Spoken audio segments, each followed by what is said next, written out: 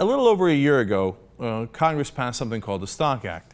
It was to make sure that the Congress members and their staff did not do insider trading. It was called Stop Trading on Congressional Knowledge, because oftentimes in Congress, they'll know which direction the market's going to go before anybody else does. They have insider information. And what this act did is it said, okay, in the past we used to trade on that, but we're cleaning ourselves up. We're not going to do that anymore. In fact, here's a quick description. The Stock Act would have required members of Congress, their aides, and other federal employees making more than $119,000 a year to disclose their financial dealings in an online database. Now, it said it would have required, but wait a minute, it already passed.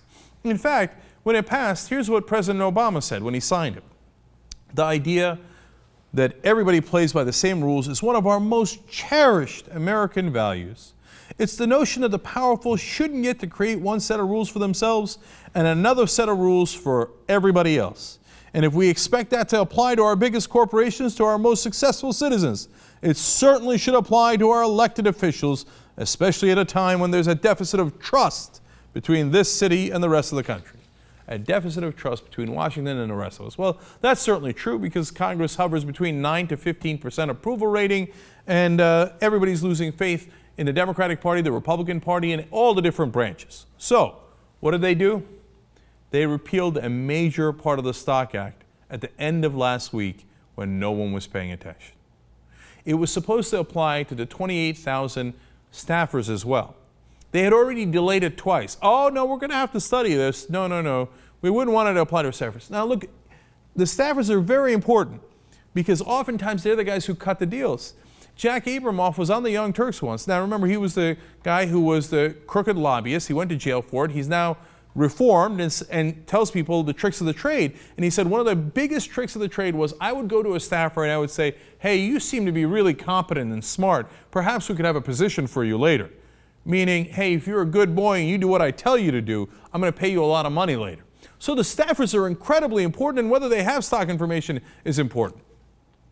And so now, of course, they exempted them. Now, did they do it with the same fanfare they did in signing this bill? Oh, we have cleaned up this town. Everybody blow the bugle. We're ready.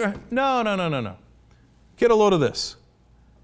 The Stock Act repeal of this portion. Now, again, it still applies to the president, the vice president, members of Congress, and some officials that are appointed. But the staffers are an enormously important part of this equation, okay? They repealed it in the Senate in 10 seconds. In the House, it took a whole 14 seconds. They were unanimous. They can't get agreement on the simplest background check.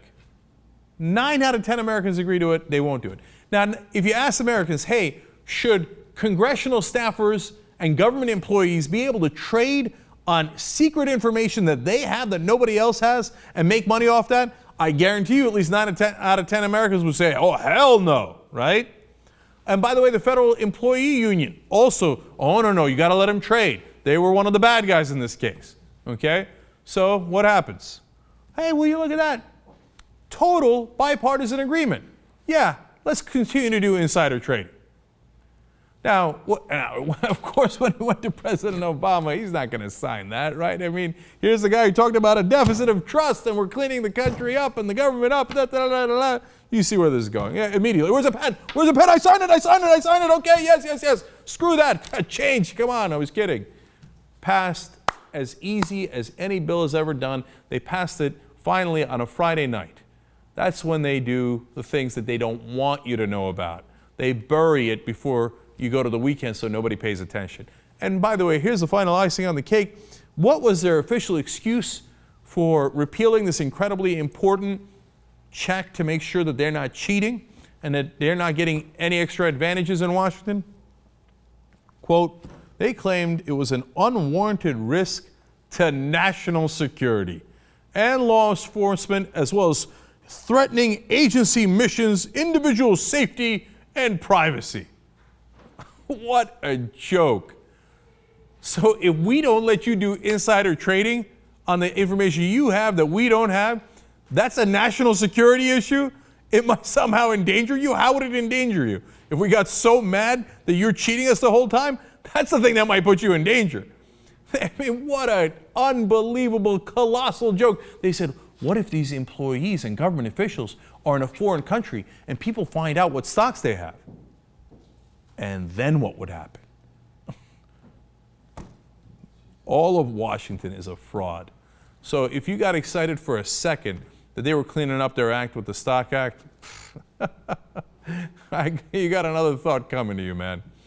And by the way, outside of us, how many media outlets are covering this story? You think CNN's worried about this? They're like, was somebody arrested? Was somebody not arrested? Oh my God, what's happening? What's happening to the cruise ships? This is what your government's doing to you. They've sold the whole government, lock, stock, and barrel, and you're still sitting there worried about what happened to a cruise ship.